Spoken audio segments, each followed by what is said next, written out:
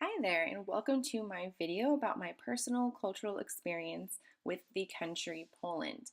For this project, I have decided to create a video and give you a little bit of information on Poland's history, their communication styles, and about my personal friend, Gosia, who I interviewed. So here's a quick history of Poland since the 19th century to catch you up to speed. So, at the Congress of Vienna in about 1815, Poland was going to be divided up between a few countries. So we got Russia and Austria. They took different parts of Poland. It took a while for Poland to gain its independence. So what happened? We had multiple rebellions. Poles were very dissatisfied with their governments. And so, of course, rebellion happened. During the mid 1800s to the end and going into World War I, Polish culture seemed to flourish thanks to all the different political movements happening, including the Nationalist League, the Christian Democrats, and the Polish Socialist Party. During this time, they were being pretty repressed due to different governments in their land, which really helped with Polish culture, which we'll see later on down the road. In 1960, we have the Germans conquering the Russian held parts of Poland. This is really important because now Poland is no longer held by Russians, but it's going to be held by Germans. November 11th, 1918 is the day that the Germans surrendered of Poland. Now on November 14th in 1918, we've got a new government in place, and in 1921, a new constitution has been created. During the same time, Poland is having some issues with its neighboring countries, such as Czechoslovakia. They do have a few border wars and leads into the 1930s, where we have Nazi Germany and Communist Russia re-threatening Poland for its independence. And in 1939, the two countries signed a secret agreement to divide Poland between the two of them. Poland is no longer free. During World War II, Poland faced many issues thanks to Germany and Russia. I could go on for a very long time talking about their history during this time. However, I think I'll just cover the basics. So, Nazis really were not fans of Poles. They wanted to make the nation a nation of slaves to do work for German masters. During this time, we've got about 3 million Polish Jews murdered and just 3 million Poles in general. In the 1940s, Poland decided to rebel. Many massacres occurred. People fought in forests. It was horrible. In 1944, there was the Warsaw Rising, and that left Warsaw in complete ruins. During this time, we have the Polish Communist Party forming, and no longer is Nazism hanging out in Poland, but now we have communism. After World War II, Poland was pretty much devastated. Along with much of the land being ruined, about 25% of the population had been killed from war. During this time, communism is the main political power. They did have a hard time to break the Catholic Church, which also had much power in Poland during the time. It's not until about the late 1980s that communist is no longer present within Poland. In 1997, Poland has a new constitution and with a president.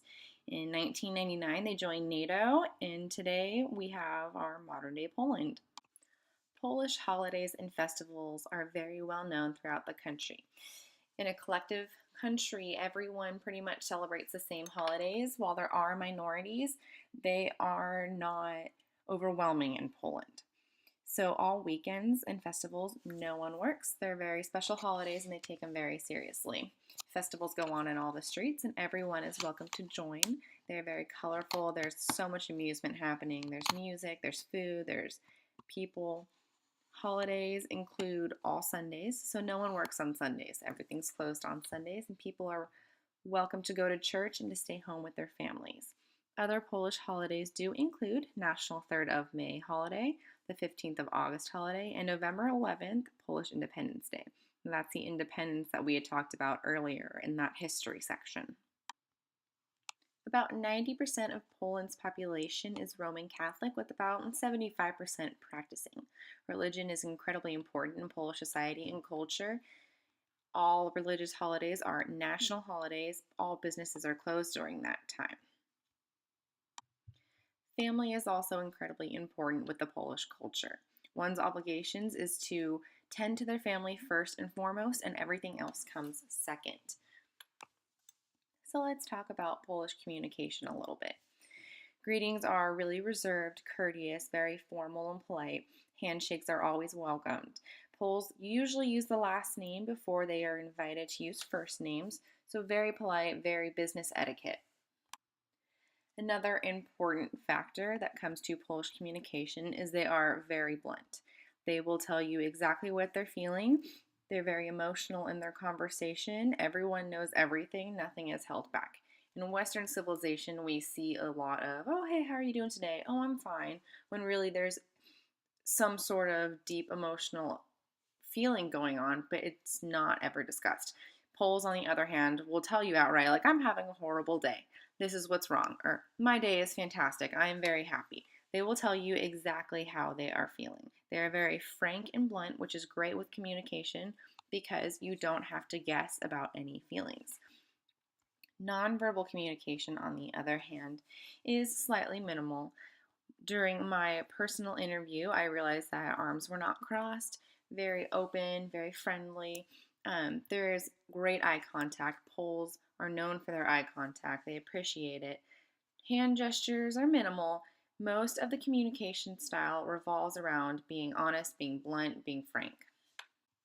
To gain a better understanding of the Polish culture, I interviewed a personal friend of mine named Malgorzata Fedorowicz. She goes by Gosha, and that's her American name.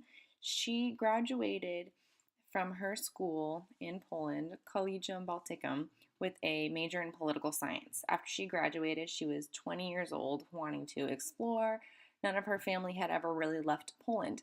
So her and a group of friends saved all their money, and at the age of 20, she left for the United States. At her starting place, she and her friends decided New York City, why not? It's amazing. It's on the East Coast. It's close.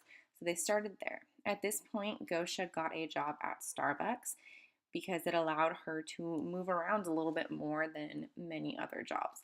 So after staying there for a while, she traveled to Denver, lived in Denver working at Starbucks, fell in love, and moved to California, to Marin County in Sausalito, which is where she currently resides. Working for Starbucks is where I met her. We got along really well. She speaks with a very thick Polish accent, but you would hardly guess that she is unable to speak English. Her English is amazing. She has great grammar. She spent time studying English at local community colleges where she is still furthering her education. Because Gosha and I became very close friends, I feel that she is more comfortable talking to me about things. However, when I did first meet her for the first time, there was a handshake. She was very polite, very reserved. However, she did speak her mind. If something bothered her, if she wanted to tell me something, there was no holding it back. She was blunt, she was frank, she told me exactly how it is, which is something I have grown to love about her. All right, now we have come to the end of my video. I hope that you enjoyed it and you learned a little bit more about the Polish culture. Thank you.